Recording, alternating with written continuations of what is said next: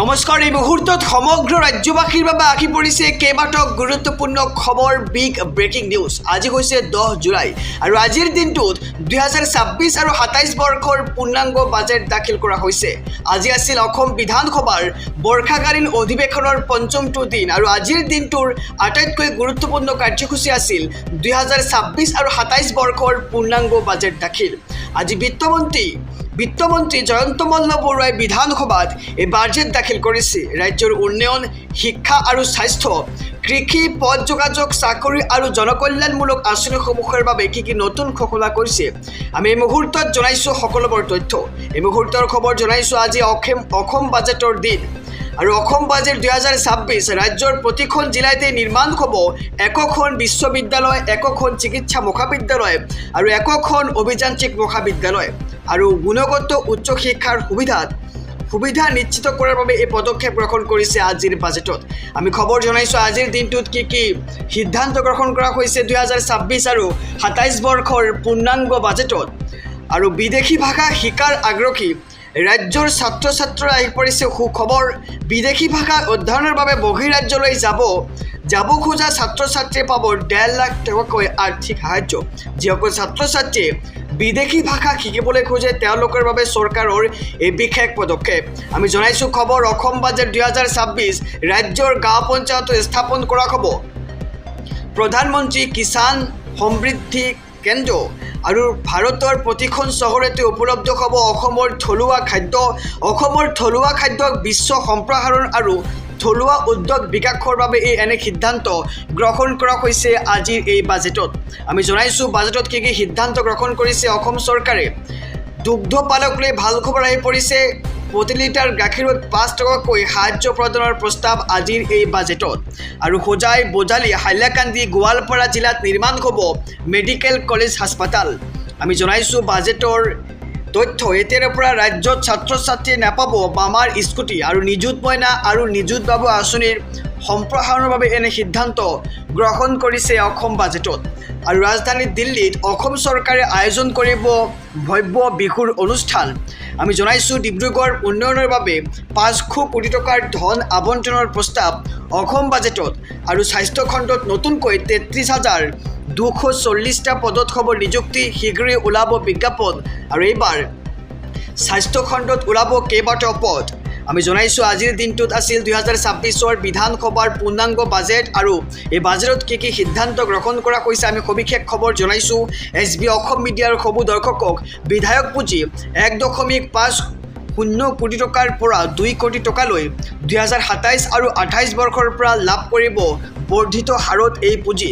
আৰু ৰাজ্যৰ প্ৰতিখন জিলাতে নিৰ্মাণ হ'ব একোখন বিশ্ববিদ্যালয়, একোখন চিকিৎসা মহাবিদ্যালয় আৰু একোখন অভিযান্ত্ৰিক মহাবিদ্যালয় আৰু গুণগত উচ্চ শিক্ষাৰ সুবিধা নিশ্চিত কৰাৰ বাবে এনে পদক্ষেপ গ্ৰহণ কৰিছে আজিৰ বাজেটত। আমি জনাইছোঁ চলিত বৰ্ষৰ 25 ডিচেম্বৰত আৰম্ভ হ'ব মিছন বসুন্ধৰা 3.0 4.0 আৰু চৰাঞ্চলৰ সংখ্যালঘু জনগোষ্ঠীৰ লোক, অনুসূচিত জাতি জনজাতিয়ে লাভ কৰিব ভূমিৰ অধিকাৰ। আৰু বাজেটত কেইবাটাও সিদ্ধান্ত গ্ৰহণ কৰা হৈছে 2026 আৰু 27 বৰ্ষৰ আজি পূৰ্ণাংগ বাজেট দাখিল কৰা হৈছে।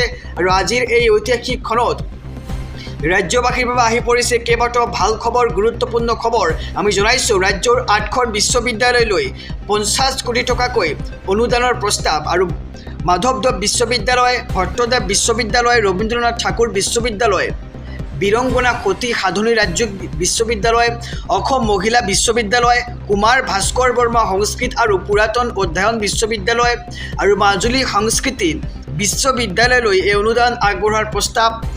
8খন বিশ্ববিদ্যালয়লৈ 50 কোটি টকাক অনুমোদন প্ৰস্তাৱ দিয়া হৈছে আজিৰ পূৰ্ণাংগ বাজেটত। আৰু বৈদ্যুতিক বাহন ক্ৰয় কৰিলে আপুনি ৰেহাই পাব 3% কৰ। লোক নিৰ্মাণ বিভাগলৈ 974 কোটি টকা আবণ্টনৰ প্ৰস্তাৱ আজিৰ বাজেটত।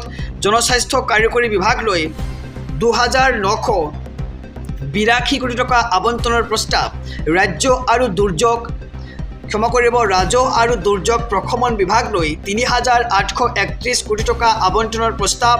ইয়াৰ সমান্তৰালকৈ বিজ্ঞান প্ৰযুক্তিবিদ্যা বিভাগলৈ 97 কোটি টকাৰ আবণ্টনৰ প্ৰস্তাৱ গ্ৰহণ কৰা হৈছে আজিৰ এই বাজেটত।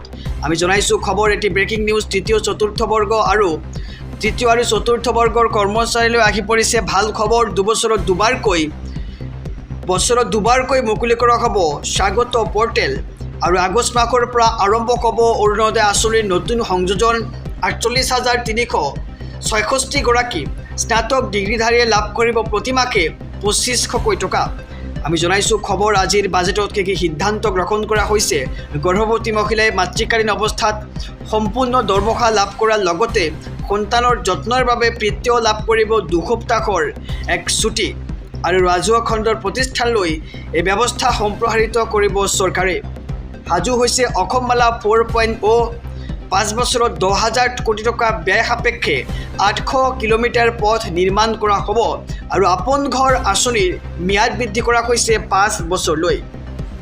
চলিত বৰ্ষৰ আগষ্ট মাহৰ পৰা 621 গৰাকী উদাসীন ভকতলৈ মাহিলী 500 টকা আগবঢ়াব ৰাজ্য চৰকাৰে। আৰু এনে সিদ্ধান্ত গ্ৰহণ কৰা হৈছে আজিৰ বাজেটত।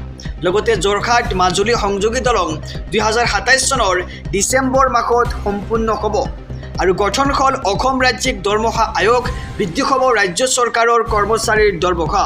2026 আৰু 27 শিক্ষাবৰ্ষৰ নিযুত মইনা আৰু নিযুত বাবু আঁচনিৰ ধন অক্টোবৰ মাহৰ পৰা নিয়মীয়া হ'ব। 5,30,718 শিক্ষাৰ্থীক সামৰি ল'ব এই আঁচনিয়ে। আমি জনাইছোঁ ইয়াৰ সমান্তৰালকৈ চাহ বাগিচাৰ গৰ্ভৱতী মহিলা শ্ৰমিকলৈ 15,000 টকাৰ আৰ্থিক সাহায্য। আৰু এই বছৰত 35,000 মহিলাক এই ধনৰাশি প্ৰদান কৰা হ'ব বুলি বাজেটত সিদ্ধান্ত গ্ৰহণ কৰা হৈছে। ৰেচন কাৰ্ডৰ হিতাধিকাৰীলৈ আহি পৰিছে ভাল খবৰ। আগষ্ট মাহৰ পৰা ৰেহাই মূল্যত দিয়া হ'ব মচুৰ দাইল আৰু চেনি। আৰু শীঘ্ৰে ৰেচন কাৰ্ডৰ হিতাধিকাৰীয়ে পাব সৰিয়হৰ তেল। আগষ্ট মাহৰ পৰা আৰম্ভ হ'ব অৰুণোদয় আঁচনিৰ নতুন সংযোজন। নিয়মীয়াকৈ 40 লাখ পৰিয়ালে লাভ কৰিব অৰুণোদয় আঁচনিৰ সুবিধা। আমি জনাইছোঁ আজি দাখিল কৰা হৈছে অসম বাজেট। আৰু বিধানসভাত আজি জয়ন্ত মল্ল বৰুৱাৰ নেতৃত্বত বাজেট দাখিল কৰা হৈছে। আৰু বাজেট দাখিল কৰাৰ সময়ত এখন ছবি আমি আপোনালোকক দেখুৱাইছোঁ। আমি জনাইছোঁ পৰৱৰ্তী খবৰ। সমগ্ৰ ৰাজ্যবাসীক জনাইছোঁ সন্ধিয়াৰ আৰু এটি ব্ৰেকিং নিউজ ডাঙৰ খবৰ। 2026 বাজেটত কেইবাটাও গুৰুত্বপূৰ্ণ সিদ্ধান্ত গ্ৰহণ কৰা হৈছে। আৰু তাৰে ভিতৰত এটা সিদ্ধান্ত হৈছে যে বহু বিবাহ পতা ব্যক্তিয়ে হেৰুৱাব চৰকাৰী চাকৰি। আৰু এইবাৰ ৰাজ্যত আহি গ'ল কঠোৰ নিয়ম। আৰু আজিৰ দিনটোতেই গ্ৰহণ কৰা হৈছে 2026 বাজেট। আৰু বাজেটত এনে কেতবোৰ সিদ্ধান্ত গ্ৰহণ কৰা হৈছে। আমি জনাইছোঁ সবিশেষ খবৰ SB অসম মিডিয়াৰ সমূহ দৰ্শকক। ৰাজ্যত বহু বিবাহক লৈ আহি গ'ল কঠোৰ নিয়ম। বহু বিবাহ কৰিলে হেৰুৱাব চৰকাৰী চাকৰি। আৰু বহু বিবাহ কৰা ব্যক্তিয়ে নাপাব কোনো চৰকাৰী চাকৰি, নাপাব কোনো চৰকাৰী আঁচনিৰ সুবিধা। বিধানসভাত লোৱা হৈছে এই ডাঙৰ সিদ্ধান্ত। যিহেতু আজি ৰাজ্যত অনুষ্ঠিত হৈছে 26 বিধানসভাৰ বাজেট। আৰু বাজেটত এনে সিদ্ধান্ত গ্ৰহণ কৰা হৈছে। আৰু ৰাজ্যত বহু বিবাহক লৈ আহি গ'ল কঠোৰ নিয়ম। বহু বিবাহ কৰিলে হেৰুৱাব চৰকাৰী চাকৰিৰ পদ। আৰু বহু বিবাহ কৰা ব্যক্তিয়ে নাপাব কোনো ধৰণৰ চৰকাৰী চাকৰি অথবা চৰকাৰী আঁচনি। আমি জনাইছোঁ খবৰ নাপাব কোনো চৰকাৰী আঁচনিৰ সুবিধাও। আৰু বিধানসভাত লোৱা হৈছে আজিৰ দিনটোত এনে ঐতিহাসিক ডাঙৰ সিদ্ধান্ত। সমগ্ৰ ৰাজ্যবাসীক জনাইছোঁ সন্ধিয়াৰ আৰু এটি ব্ৰেকিং নিউজ ডাঙৰ খবৰ। এবাৰ সংখ্যালঘুৱে পাব বিনামূলীয়া চিলাই মেচিন আৰু ই-ৰিক্সা। ৰাজ্যৰ সংখ্যালঘুৰ বাবে প্ৰকাশ কৰা হ'ল উন্নয়নৰ তালিকা। আৰু অসম বাজেটত এনে সিদ্ধান্ত গ্ৰহণ কৰা হৈছে আজিৰ দিনটোত। আমি জনাইছোঁ সবিশেষ খবৰ। সংখ্যালঘু লোকলৈ ভাল খবৰ আনিলে এইবাৰ হিমন্ত চৰকাৰে। সংখ্যালঘু লোকৰ বাবে বৃহৎ ঘোষণা কৰা হৈছে অসম বাজেটত। আৰু অসম বাজেটত বৃদ্ধি কৰা হ'ল সংখ্যালঘুৰ কল্যাণৰ বাবে ধনৰাশি। আমি জনাইছোঁ আজিৰ এই প্ৰতিবেদন। হাজাৰ হাজাৰ সংখ্যালঘু শিক্ষাৰ্থীয়ে পাব চৰকাৰী জলপানী। আৰু PMJVK আৰু ৰাজ্যিক আঁচনিৰ জৰিয়তে উন্নয়ন কৰা হ'ব সংখ্যালঘু অঞ্চলসমূহ। আৰু চৰ এলেকাৰ আন্তঃগাঁথনি উন্নয়নৰ বাবে বিশেষ প্ৰকল্প গ্ৰহণ কৰা হৈছে। সংখ্যালঘু লোকৰ বাবে স্থাপনৰ বাট মুকলি কৰা হৈছে। আৰু সংখ্যালঘুৰ সুবিধাৰ্থে আগবঢ়োৱা হ'ব ইকো এম্বুলেন্সো। আৰু সংখ্যালঘু লোকক দিয়া হ'ব একোখনকৈ ই-ৰিক্সা। আৰু সংখ্যালঘুক প্ৰদান কৰা হ'ব চিলাই মেচিন। আমি জনাইছোঁ খবৰ আজি হৈছে অসম বাজেটৰ পঞ্চম দিন। আৰু আজিৰ দিনটোত 26 আৰু 27 বৰ্ষৰ বাজেট দাখিল কৰা হৈছে। আৰু বাজেটত কেইবাটাও ঐতিহাসিক সিদ্ধান্ত গ্ৰহণ কৰা হৈছে। মেধাৱী ছাত্ৰ ছাত্ৰীয়ে পাব আৰ্থিক সাহায্য।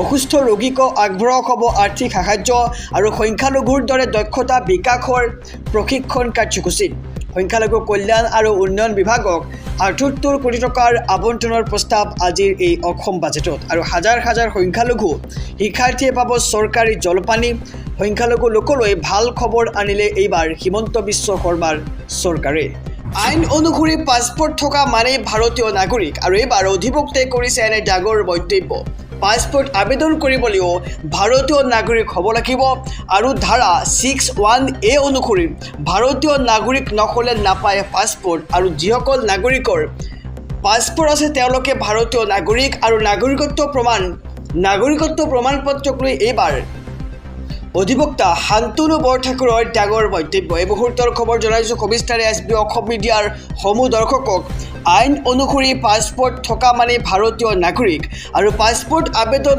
কৰিবলৈও ভাৰতীয় নাগৰিক হ'ব লাগিব আৰু ধাৰা 61A অনুসৰি ভাৰতীয় নাগৰিক নকলে নাপায় পাছপোৰ্ট আৰু নাগৰিকত্বৰ প্ৰমাণপত্ৰক লৈ এইবাৰ অধিবক্তা শান্তনু বৰঠাকুৰৰ ডাঙৰ মন্তব্য পাছপোৰ্ট থকাৰ পিছত চৰকাৰে কোনো লোককে ভাৰতীয় নাগৰিক নহয় বুলি ক'ব নোৱাৰে আৰু যদি কয় তেন্তে প্ৰমাণ কৰিব লাগিব এইসমূহ ভুৱা নথিপত্ৰ বুলি আৰু যিসকলৰ পাছপোৰ্ট আছে তেওঁলোক অৱশ্যে ভাৰতীয় নাগৰিক কিয়নো ধাৰা 61A অনুসৰি ভাৰতীয় নাগৰিক নহ'লে নাপায় পাছপোৰ্ট আৰু যিসকলে পাছপোৰ্ট লাভ কৰিছে যদিহে তেওঁলোকক ভাৰতীয় নাগৰিক নহয় বুলি কয় তেন্তে প্ৰমাণ কৰিব লাগিব যে এইসমূহ নথিপত্ৰ ভুৱা বুলি আৰু পাছপোৰ্ট ভোটাৰ কাৰ্ডক লৈ এইবাৰ ভাৰতীয় নাগৰিকত্বৰ প্ৰমাণ হিচাপে ধৰিব পৰা যায় চৰকাৰে এইসমূহ ভুৱা নথি বুলি প্ৰমাণ কৰিব পাৰিলে সেয়া অন্য বিষয় আৰু ভাৰতত নাগৰিকত্ব পাবলৈ বিভিন্ন নিয়ম আছে বুলি মন্তব্য অধিবক্তাগৰাকীৰ আমি জনাইছোঁ খবৰ আইন অনুসৰি পাছপোৰ্ট থকা মানে ভাৰতীয় নাগৰিক আৰু পাছপোৰ্ট আবেদন কৰিবলৈও ভাৰতীয় নাগৰিক হ'ব লাগিব যদিহে ভাৰতীয় নাগৰিক নহয় তেন্তে পাছপোৰ্ট আবেদন কৰাৰ কোনো সুযোগ নাপায় নাগৰিকে আৰু ধাৰা 61A অনুসৰি ভাৰতীয় নাগৰিক নহ'লে নাপায় পাছপোৰ্ট আৰু নাগৰিকত্বৰ প্ৰমাণপত্ৰক লৈ এইবাৰ অধিবক্তা শান্তনু বৰঠাকুৰৰ ডাঙৰ মন্তব্য জনাইছোঁ পৰৱৰ্তী খবৰ বিধানসভাত দাখিল কৰা হৈছে ২৬ আৰু ২৭ বৰ্ষৰ বাজেট আৰু বাজেটত কি সিদ্ধান্ত গ্ৰহণ কৰা হৈছে আমি ইতিমধ্যে জনাইছোঁ এছবি অসম মিডিয়াৰ সমূহ দৰ্শকক লগতে আৰু কেইবাটাও গুৰুত্বপূৰ্ণ খবৰ আহি পৰিছে সমগ্ৰ ৰাজ্যবাসীৰ বাবে বিধানসভাত দাখিল হৈছে ২০২৬ আৰু ২৭ বৰ্ষৰ পূৰ্ণাংগ বাজেট আৰু পূৰ্ণাংগ বাজেটখন দাখিল কৰিছে বিত্তমন্ত্ৰী জয়ন্ত মল্ল বৰুৱাই আৰু বাজেটত অৰ্থখন ধ্বজাবাসী আঁচনি মুকলি কৰা হৈছে আৰু ২ লাখ নিযুক্তি প্ৰদানৰ লক্ষ্য আনিছে এইবাৰ বাজেটৰ আৰু ৰাজহ আহৰণৰ বাবে নতুন পদ সৃষ্টিৰ সিদ্ধান্ত আজিৰ বাজেটত বহুবিবাহ কৰা পুৰুষে চৰকাৰী চাকৰি নাপাব অৰ্থাৎ চৰকাৰী আঁচনিৰ লগতে চাকৰিও হেৰুৱাব বহুবিবাহ কৰা পুৰুষ চৰকাৰী কৰ্মচাৰীক বৰ্খাস্ত কৰা হ'ব আমি জনাইছোঁ খবৰ ৪০ লাখ পৰিয়ালে লাভ কৰি আছে অৰুণোদয় আঁচনি আৰু পৰৱৰ্তী আগষ্ট মাহৰ পৰা পুনৰ হিতাধিকাৰীয়ে লাভ কৰিব অৰুণোদয় আঁচনিৰ ধন আৰু আগষ্ট মাহৰ পৰা ৰেচন কাৰ্ড থকা হিতাধিকাৰীয়ে পাব দাইল চেনি আৰু নিমখ লগতে জীৱন প্ৰেৰণা আঁচনি ছেপ্টেম্বৰৰ পৰা আৰম্ভ কৰা হ'ব সমগ্ৰ ৰাজ্যজুৰি স্নাতক ডিগ্ৰীধাৰীয়ে লাভ কৰিব জীৱন প্ৰেৰণা আঁচনি আৰু ১৮,০০০ শিক্ষাৰ্থীয়ে লাভ কৰিব ডক্টৰ বাণীকান্ত কাকতি পুৰস্কাৰ আৰু আজিৰ বাজেটত কি সিদ্ধান্ত গ্ৰহণ কৰিছে আমি এই মুহূৰ্তত জনাই গৈছোঁ এছবি অসম মিডিয়াৰ সমূহ দৰ্শকক